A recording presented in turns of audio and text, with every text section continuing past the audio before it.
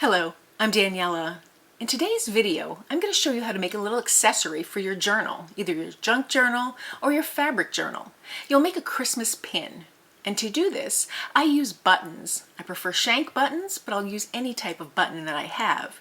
You can also use little flat wooden cutouts. And you'll find these abundantly at Christmas time. Sometimes they're mini gingerbread men or little bells or Santa faces. And they make cute little pins that you can add in your journal. If you're using it on fabric, you can use garment pins or blanket pins or even safety pins, and they work really well. If you're using it on paper, you might just want to use a paper clip, and any size will work. I'll show you some tips and techniques along the way, so get out your glue gun and let's get started. So I like to use buttons with little shanks for this, particularly for the safety pin version, but you can use a paper clip as well, particularly if you're into junk journals more so than the fabric ones, but either one will work. So I have a shank button here and then just a regular button, the one that you'd sew on. I'll show you both variations, one using a safety pin and one using a paper clip.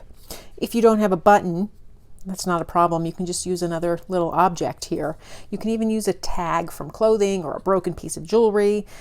This is just a little shape that can be painted or left as is, and it can be added quite nicely. I like some felt for the backing, and then I like the addition of ribbon. Now, if I'm using my button here that's on the safety pin will show, so you have to understand that. But I like to use these little tails of ribbon because it kind of hides it somewhat. You can use the tails on the paper clip, or you can leave them out altogether. You can leave them out on the safety pin as well. But with the safety pin, it shows up a little differently. And at the end of the video, I'll show you some variations on the safety pin and the paper clip. Just fun little things to do. So to get started, I just take my button and I decide which size safety pin to use. It's totally up to you. If you want to use a small one, just make sure there's enough give between the top of the safety pin and the bottom here so that you can open and close it and use it. Some safety pins have this little piece on the back and some don't. The ones without that little bend, you'll get more square footage here. Both will work. And the same thing with a paper clip. Just make sure it's large enough that it's not coming up here, because these are the two pieces you need to attach it to the paper. You need to have a little bit of give for that paper to slide underneath there to actually be a functional paper clip. So we'll start with this one. What I like to do is decide if I'm going to use ribbon or not. If I'm not using ribbon, I skip this step. But if I am using ribbon, I just find the ribbon that I want. This happens to coordinate nicely. And so I already cut two pieces. I can change the length, but I kind of like that long length, particularly if I'm using it for this long safety pin. So then I just make sure everything fits, and it does. And then I like to have a little bit of backing of felt. This really just secures it on nicely. So I'll cut a little piece of felt. So to get started, I attach the ribbon to the safety pin. And right now, if I attach the ribbon to the safety pin and I glue it down with my hot glue gun, the ends will stick out. So I'll just trim that down.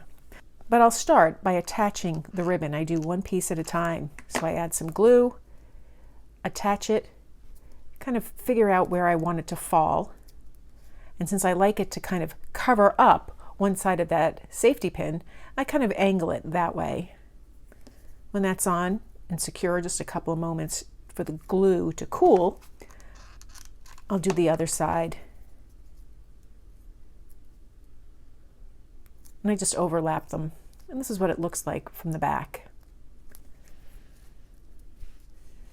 Now from here, I test where I want my button to go, and I want it to go right in there. So I press it down while the glue is still malleable. And I know I need to trim off this ribbon here. So I flip it over with my scissors. I'll just trim off, leaving a short bout of ribbon attached to that safety pin. And now I'll just take my glue, put it in there, and attach my button.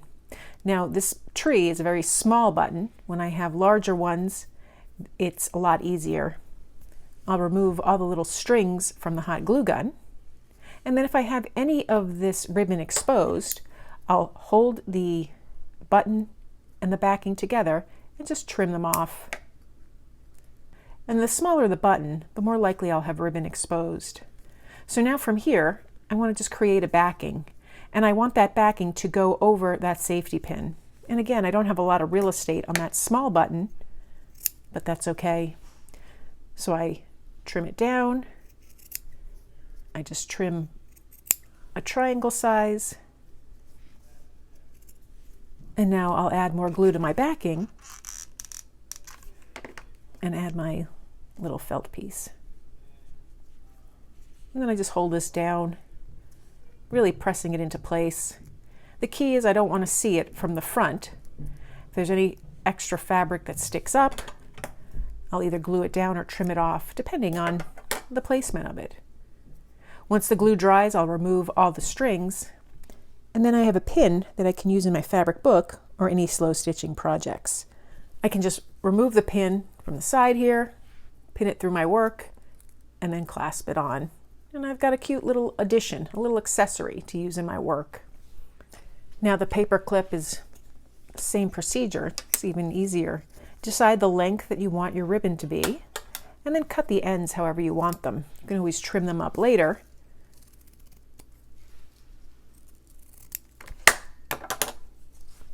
But I like that just like it is. And now, because this ribbon, unlike the tree ribbon that goes in one way, I can use one piece and fold it over on itself, just like that. So to do that, I'll take my button and just attach it to the button. Pressing it down, holding it in place. And then if I pull up here, my two pieces of ribbon separate. So I just add a little more glue to hold that in place. And then from there, I'll just attach the paper clip, and I want to make sure I leave it low enough on the button that I can access this area with my paper when I put it on. So I'll put a little glue here. Really make sure my paper clip sits inside of it. And then once again, I'll take a little felt here, cut out a neat shape. It probably won't show, but it also reinforces that safety pin on the back of that button. So I'll just cut out a little circular shape. Doesn't have to be perfect. You just want to make sure it's going to fit and not overhang your button. Because this is a larger button, I have a lot more give. I'll add some more glue.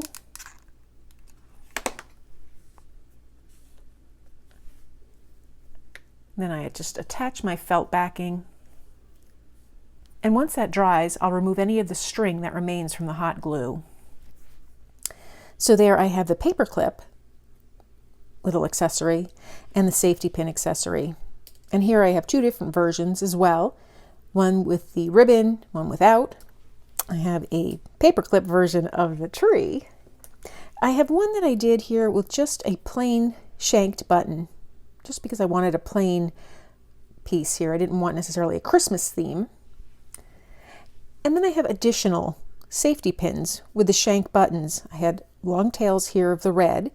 This was a shank button. As you can see, I slid it down onto that ribbon. There's the back.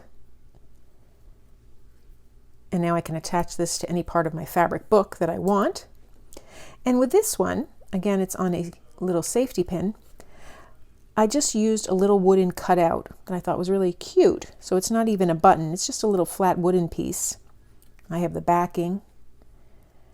And I can use this in my slow stitching as well. Let me show you how I use the paper clip though in my work. So on this little page, I have a postcard and I have the paper clip right here. Didn't put a backing on this one. And I can just attach it, and I have just something a little extra, another accessory to tuck into my page. You can use this on junk journals or here in your fabric book. I just attached it to a little paper tuck spot here that I added this postcard to. And you can make lots of accessories that you can use in your book, just little extras.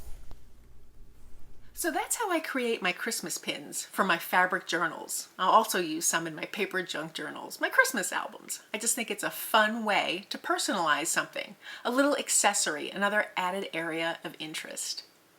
If you found this video helpful, please give it a thumbs up and be sure to subscribe. And please consider becoming a paid member of my channel, where I give behind the scenes footage and extra techniques. Thanks for joining me today.